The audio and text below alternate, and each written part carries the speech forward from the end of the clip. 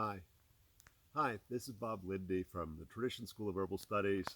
Renee and I are just kind of on our way to the American Herbalist Guild Conference. We're looking forward to vending and presenting. We've got 2 classes we're teaching.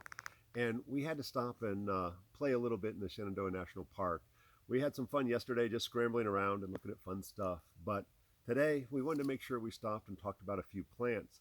And we just happened to wander off trail a few feet, and we found just this one little place as a beam of light was coming down and pointing the way. And one thing we hadn't seen here before that, it's tough for us when we come up here. We're so much more familiar with our plants that grow in the tropics, the Caribbean, and Florida.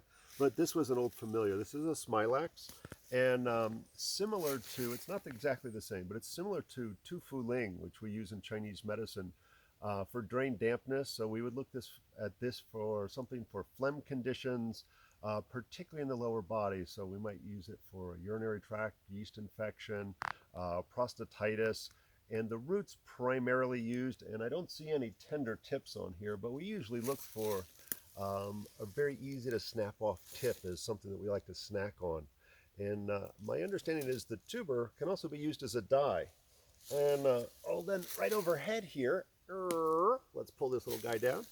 This is beech. This is, for me, this is where we get beech nut gum, honestly. And you can see there's some lookalikes to this, but a very fine tooth there. And the bark on this is almost a dark purple. And when I break off a little bit of the twig, that wonderful spearmint kind of flavor. I use this honestly as a toothpick and to freshen my breath. Walking around out here in the woods all day is a really nice, refreshing thing to use in my mouth. And some of my other favorites, this is sassafras. Now, I understand that this actually grows in Florida. I've had some people telling me that they found this as close as across the bay in the Tampa region. Oh, this guy's tougher than I thought. And there's a lot of controversy about sassafras. It's one of those things where they did a little bit of research, and look at the very unique leaf shape on these. And we can find these walking around in the woods. And this will grow into a good-sized tree. But it's the root we're after here. And it has a very, he is tough. Ask it. Oh, you're right. See, Renee is correct. I did not ask permission. Got caught up in talking about it. Come on.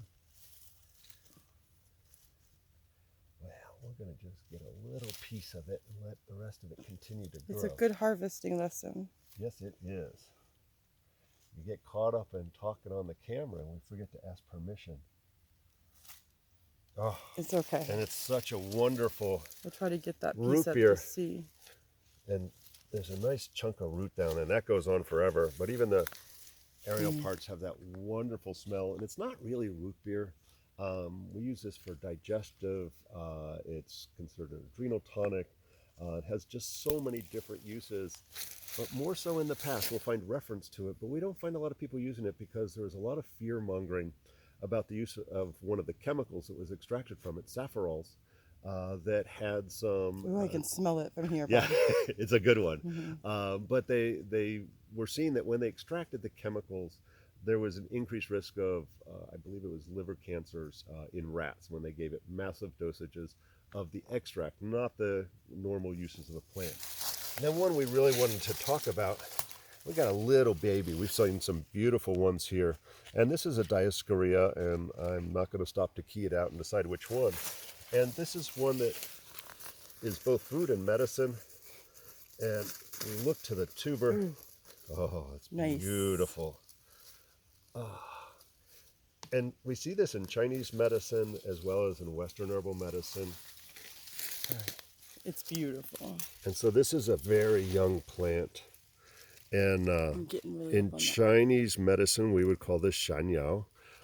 We use this for spleen, not your real spleen, your cool, energetic Chinese spleen issues. It helps with loose stools, spleen qi deficiency. Very nourishing in the same way that we might see. Hold it up kind of so the camera can see it a little bit. Oh, that's beautiful. In Western herbal medicine, we use it for very similar things.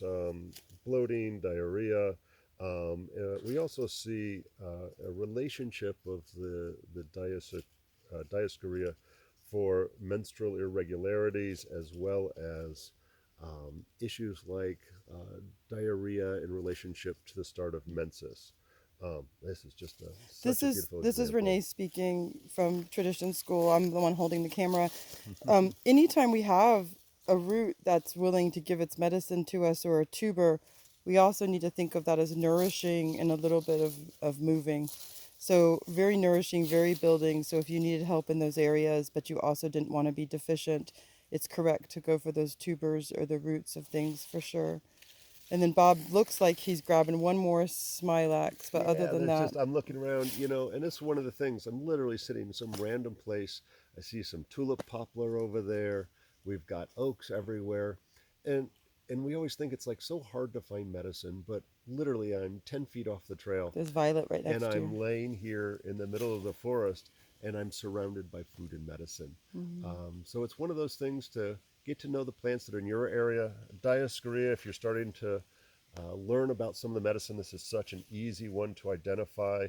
The leaf shape and the way the veins all come from the center makes it very distinct. And ultimately, the more we feel comfortable, the more we're looking at familiar things in the forest, the less scary it is. And ultimately, we always need to know, where does our medicine come from? And literally, it grows at our feet and over our head. So this is Bob Linde from the Tradition School of Herbal Studies, on my way to the American Herbalist Guild to enjoy another conference. Bye.